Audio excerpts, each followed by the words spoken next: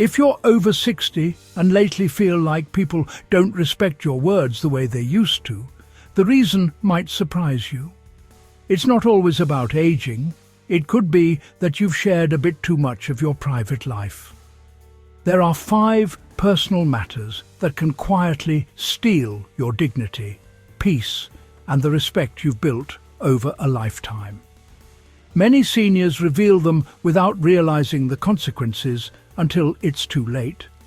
In this video, you'll discover what they are, how to protect your privacy, and why the last one, though often shared with good intentions, can silently undo years of hard-earned respect.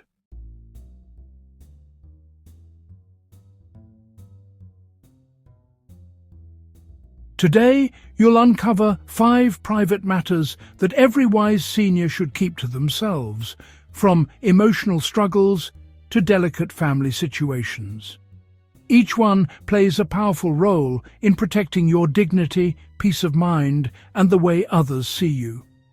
You'll also learn how to handle sensitive topics gracefully, so you stay respected and confident in every conversation. Stay with me until the end, because the last point can completely change how you communicate in your later years. And if you value practical life advice, be sure to like this video and subscribe for more.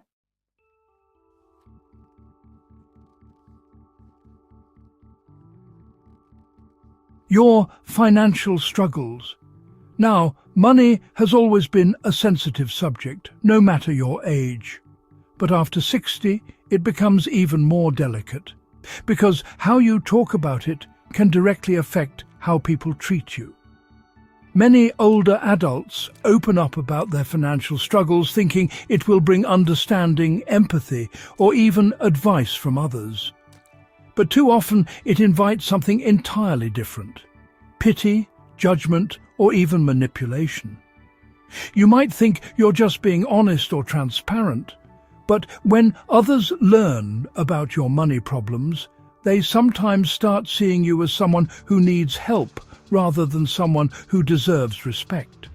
And once that perception sets in, it's difficult to change. People might start treating you differently, offering opinions you never asked for, avoiding financial discussions around you, or even gossiping about your situation behind your back. Take the story of one senior woman who confided in a neighbor about how her savings had been wiped out by a poor investment. She thought she was just sharing her pain with a friend who'd understand. Within weeks, word spread around her community. People began treating her with awkward sympathy, some offering unsolicited advice, others whispering that she must have been careless. The saddest part? No one actually offered any real help. What she hoped would bring comfort only brought embarrassment and isolation. The truth is, your financial situation, good or bad, is one of the most private parts of your life. It defines your independence, your security, and your sense of control. When you open that door too widely, you give others a chance to judge or even take advantage of you. There are people who, without bad intentions, may start to make assumptions about what you can or can't afford. Some might pressure you into giving, lending, or spending money in ways that aren't in your best interest.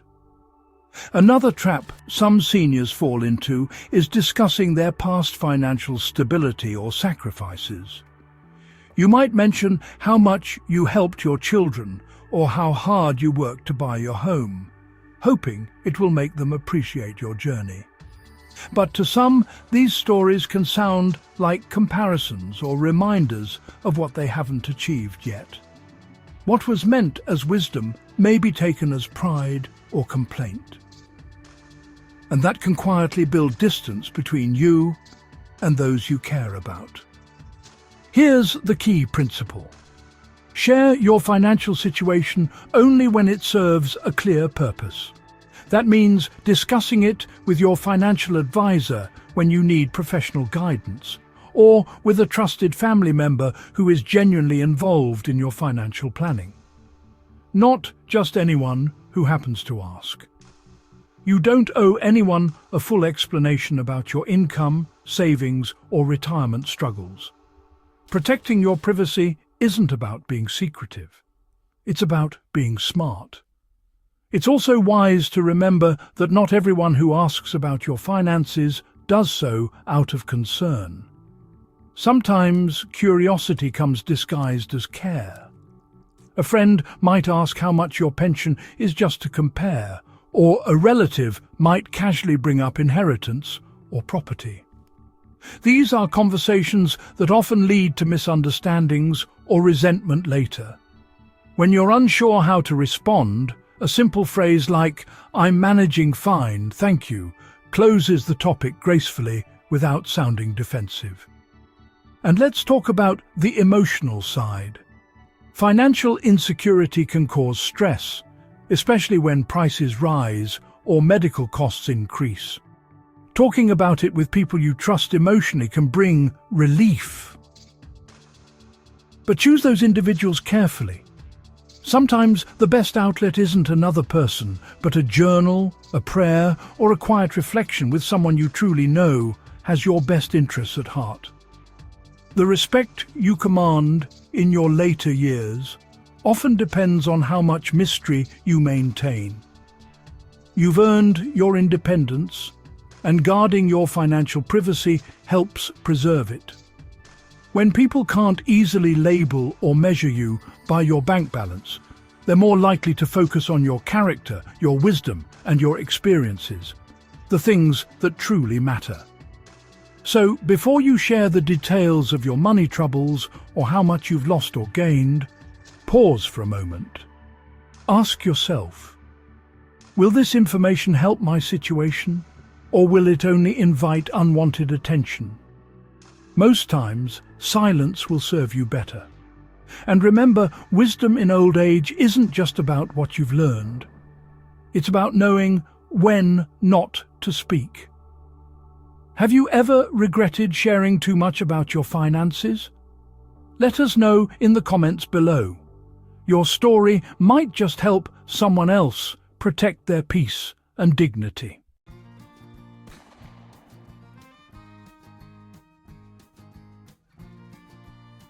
Family conflicts and secrets. Family matters are often the hardest to keep private, especially as we grow older. When you've lived through decades of experiences, raised children, and held families together, it's natural to want to talk about what went wrong or who hurt you. But here's the truth. Most people don't realize. The more you share about your family conflicts with outsiders, the more power you give those problems to define your peace. Many older adults reveal family disagreements in moments of frustration, thinking it helps to get it off their chest. You might confide in a friend about a child who doesn't visit enough, a daughter-in-law who seems distant, or a sibling who hasn't spoken to you in years. It feels good in the moment, like a release. But once those words leave your mouth, they begin to live a life of their own. Imagine your words being replayed at a family gathering. How would that feel? Picture someone repeating what you said in a slightly different tone, with a little twist or exaggeration. Suddenly, what started as your private pain becomes public gossip. You might have spoken out of hurt or disappointment, but what others hear could sound like bitterness or blame. And once that happens, it can take months or even years to rebuild the trust you lost in a few seconds of honesty. It's not that you shouldn't express how you feel. Every heart needs an outlet. But not every ear deserves to hear your family's private struggles. Outsiders may mean well, but they rarely understand the full story. When you share your side, they form opinions about people you still love.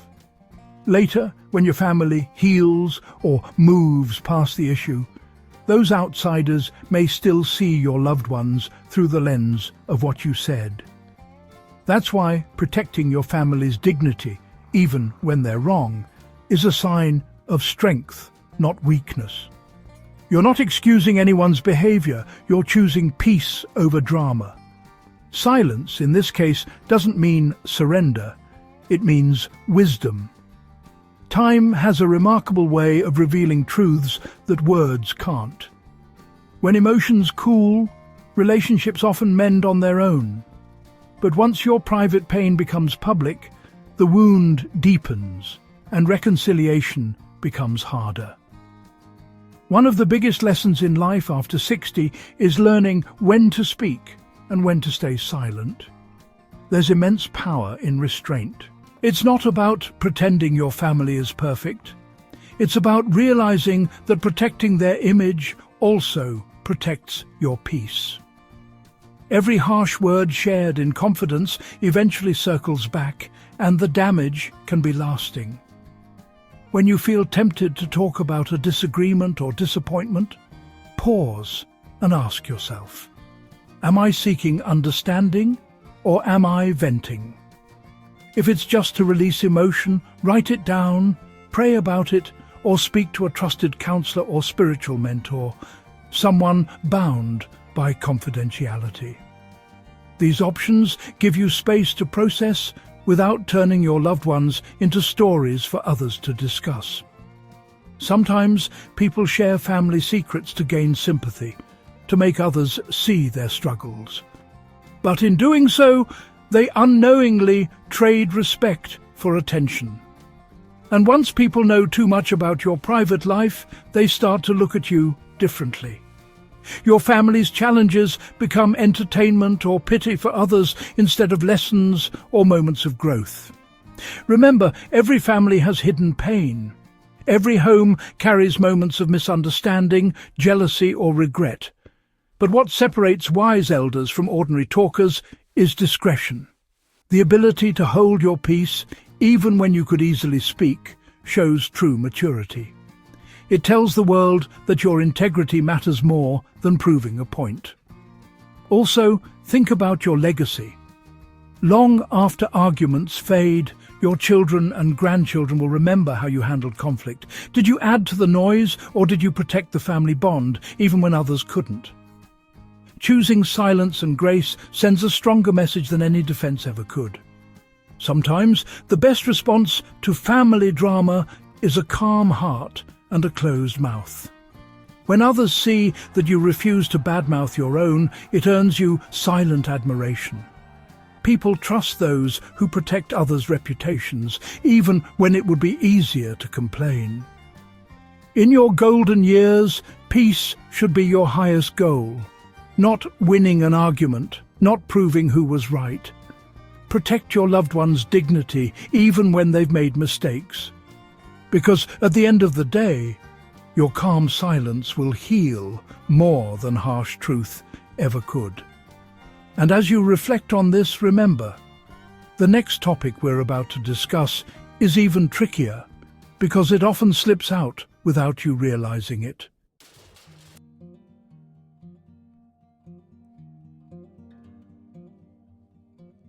As we get older, health becomes a bigger part of our daily lives. The doctor visits, the medications, the aches that come and go. It's only natural to talk about it. But there's a fine line between sharing and oversharing. Constantly discussing your health problems, even with good intentions, can slowly push people away. Not because they don't care, but because they feel helpless or emotionally drained when every conversation turns into a list of symptoms, pains, or prescriptions. People love you, truly. But when the focus of your interactions becomes your discomforts, it can make others hesitant to engage deeply. They may not know how to respond, or might start avoiding long conversations because they associate your presence with negativity or worry. You may not even notice it happening. It begins subtly: fewer calls, shorter visits, or a change of topic when health is mentioned. But underneath, it's a form of emotional fatigue. It's important to remember that the goal of conversation is connection. Sharing too many intimate details about your body or illnesses can shift that connection from warmth to sympathy, from equals to caretaker and patient. That's not the relationship most older adults want with their friends or family. When every chat starts with my back pain, my blood pressure, or my last checkup, it unintentionally narrows your identity to your ailments instead of your wisdom, humor, and presence. Think about how often you might have walked away from a conversation feeling lighter when someone shared good news or a funny story. That same feeling is what others long to have when they speak with you. They want to see your strength, your smile, your insight, not just your suffering. Of course, sharing updates about your health is sometimes necessary, especially when loved ones ask out of genuine concern. But when it becomes a routine topic, it can start defining how people view you. Here's a gentle truth. The more you talk about your health challenges, the more power they hold over your daily life. Shifting your focus toward what you can do instead of what you can't does more than lift your mood. It shapes how others see you. Instead of saying, "I can't walk as fast as I used to," try saying, "I've started walking slower, and it's helping me notice the beauty around me." That small change in framing turns weakness into wisdom. Another reason oversharing health issues can be harmful is that not everyone needs or knows how to handle such personal details. Discussing specific medications, surgeries, or private conditions might make others uncomfortable, even if they care deeply for you. They might want to be supportive but feel unsure about what to say. Or worse, they might start comparing your health to their own, which doesn't help anyone. When it comes to personal health, there's also the matter of privacy and dignity. Some topics, especially intimate ones, are best kept between you, your doctor, or a trusted caregiver. Maintaining discretion about these details not only protects your privacy, but also preserves your self-respect. Your body's challenges are a part of your story, but they don't define your worth or your ability to inspire others. If you often feel the need to talk about your health to cope, try channeling those emotions into another outlet. Journaling about your journey, joining a senior support group, or speaking privately with a counselor can give you space to express those feelings without burdening the people you love. You'll find that simply being heard, even by a professional or on paper, can bring relief without straining relationships. And here's something worth noting. People remember the energy you bring into a room more than the details you share. When you speak with optimism and gratitude, even while facing health struggles, you become a source of encouragement. Others will want to be around you, learn from you, and draw strength from your calm resilience. But when every conversation circles around discomfort, the atmosphere shifts. And over time, that shift creates distance. Try replacing talk about ailments with stories that celebrate your progress or humor about life's little surprises. For instance, instead of saying, "My knee hurts again," you might say, "I'm learning new tricks to stay steady on these knees of mine." It adds lightness and shows you haven't lost your spirit. That's the kind of energy that keeps people connected and engaged with you. The goal isn't to pretend everything is fine or hide your pain. It's to communicate wisely. Share updates only when necessary, and when you do, keep them short and centered on hope or gratitude. You might be surprised how much more supportive people become when they sense strength instead of constant struggle. Your health doesn't have to dominate your identity. You are more than your medical chart. You are a lifetime of stories, wisdom, humor, and faith, things far more valuable than any diagnosis. So the next time you're tempted to share every ache or detail, pause and ask yourself, will this strengthen my bond with this person, or will it weigh them down? Choosing what to share doesn't mean you're hiding the truth. It means you're protecting your emotional energy and the relationships that give you joy. How do you keep health talks positive in your conversations? Share your tips below. Your wisdom could help another senior find a brighter way to face their own challenges.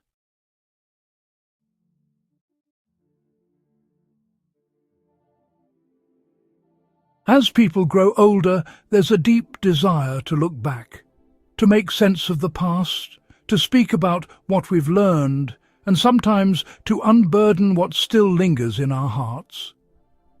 Many older adults share stories of regret or past mistakes, hoping it will bring closure or offer wisdom to others. But here's a truth few realize.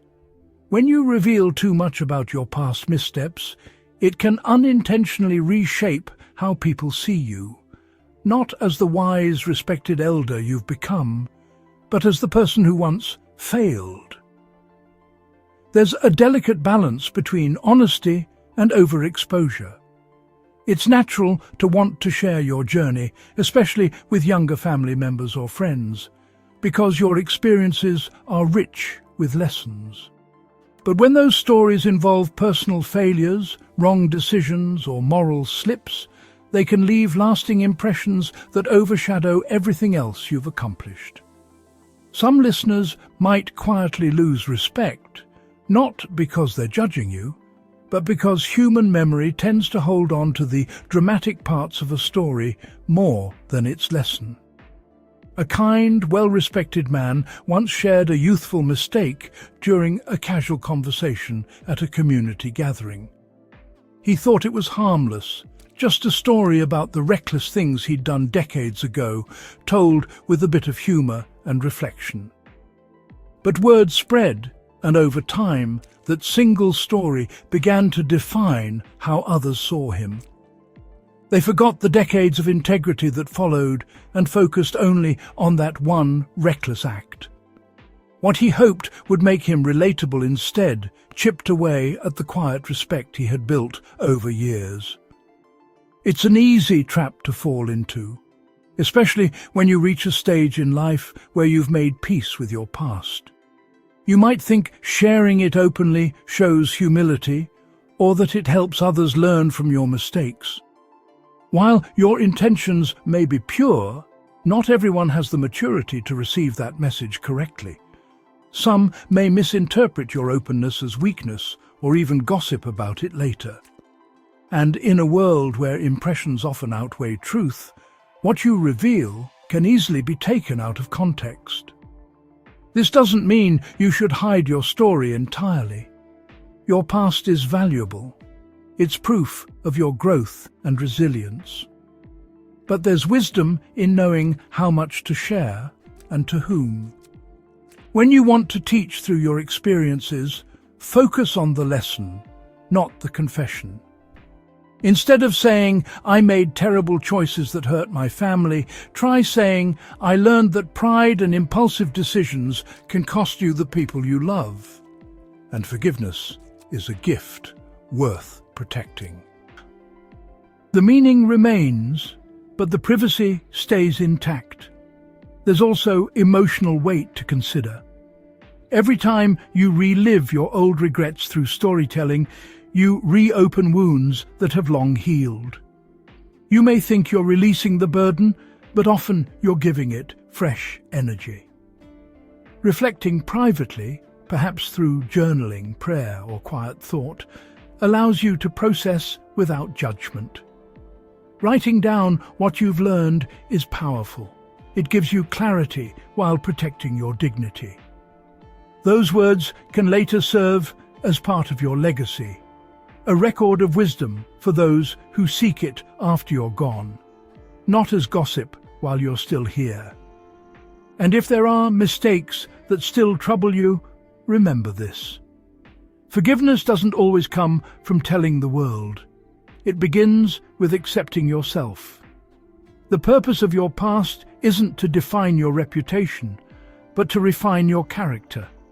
You've already paid the price for your lessons. You don't need to relive the debt by confessing them to people who may not understand. Sometimes the urge to share comes from loneliness, from wanting others to know that you too have struggled. But vulnerability should always meet discernment. Ask yourself, is this story meant to heal or just to be heard? If the answer leans toward the latter, hold it back. Silence can carry wisdom that words cannot. In your golden years, dignity often lies in mystery. People respect those who have lived through storms, but don't feel the need to describe every drop of rain. When you speak only of the insights you've gained, not the mistakes themselves, you turn your past into timeless wisdom. You remind others that strength isn't about never falling.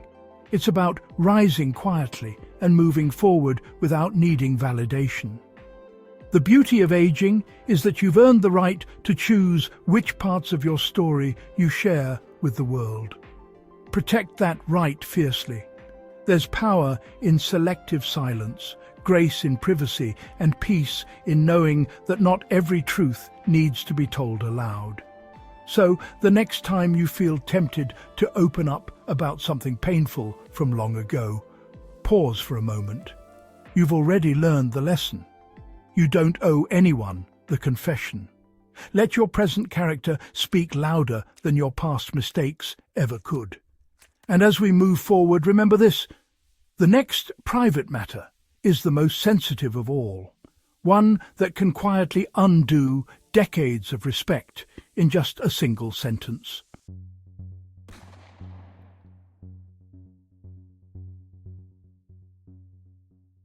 There's a quiet kind of power in keeping what others tell you to yourself. As people grow older, they often become the trusted ones, the keepers of stories, confessions, and private truths. Friends, neighbors, or even children may share things with you because they feel safe, believing that their words will never leave your lips. But sometimes, without meaning any harm, that trust is broken through casual conversation, small talk, or an attempt to connect with others. Revealing what others have confided in you, even with good intentions, can cause deep and lasting damage. What feels like an innocent story to you can sound like betrayal to someone else. A friend's painful memory, a relative's financial hardship, or a neighbor's family issue. Once repeated, it no longer belongs to you. The trust that took years to build can vanish in a heartbeat. And rebuilding it? That's often impossible. People don't always remember the details of what you said, but they always remember how you made them feel. When someone discovers that their private words have traveled further than they should, the wound isn't just emotional, it's personal. They may start to withhold their thoughts, avoid deep conversations, or treat every exchange with caution. The bond you once had begins to thin, replaced by polite distance and quiet resentment. There's also a deeper spiritual and moral layer to this. Keeping someone's confidence is not just about manners. It's about integrity. It shows that you value loyalty over gossip and respect over entertainment. The ability to remain silent when tempted to speak is a mark of true wisdom, especially in older age. The young may see gossip as harmless, but the wise know that words have consequences. They can mend, or they can wound, heal, or humiliate. Think of trust like fine china, beautiful, useful, but fragile. Once cracked, it never looks the same again.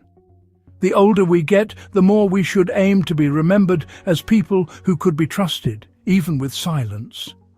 Because silence can say more about your strength of character than any long speech ever could.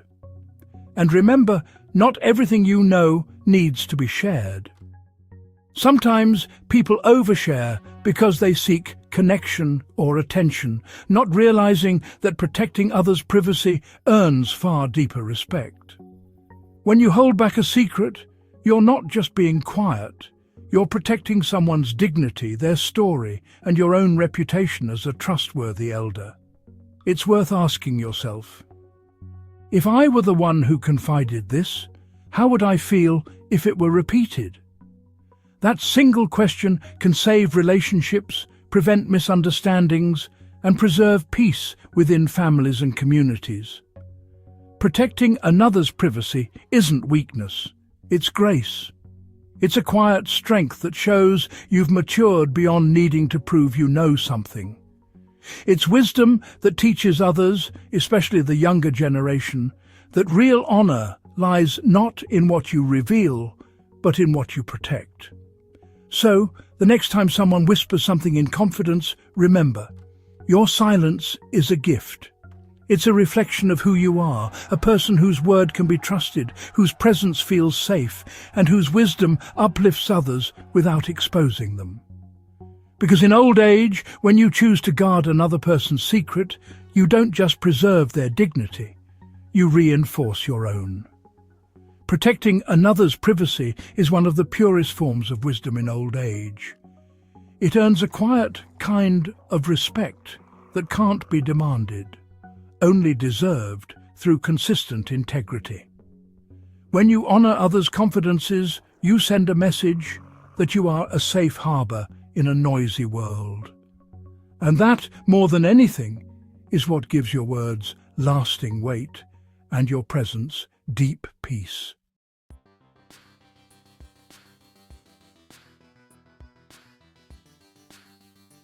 As we've seen, privacy isn't about secrecy. It's about self-respect. The less you expose, the more you preserve your dignity, your relationships, and your peace of mind. Every time you choose silence over unnecessary sharing, you protect not only your own reputation, but also the trust and harmony around you. Your dignity grows when your privacy does. Respect follows those who guard their words. People begin to see you as someone wise, steady, and safe. Someone whose presence brings calm, not drama. And that quiet respect is far more valuable than any temporary attention gained from oversharing. In your golden years, your peace is worth more than being understood. You don't need to explain everything or prove anything. Let silence be your strength, and let your wisdom speak louder than your words ever could. If this message opened your eyes, share it with someone who values their peace, dignity, and self-respect. You never know who might need this reminder today. And if you'd like to keep learning how to live wiser, happier, and more confidently after 60, don't forget to like this video and subscribe for more powerful life lessons made just for you.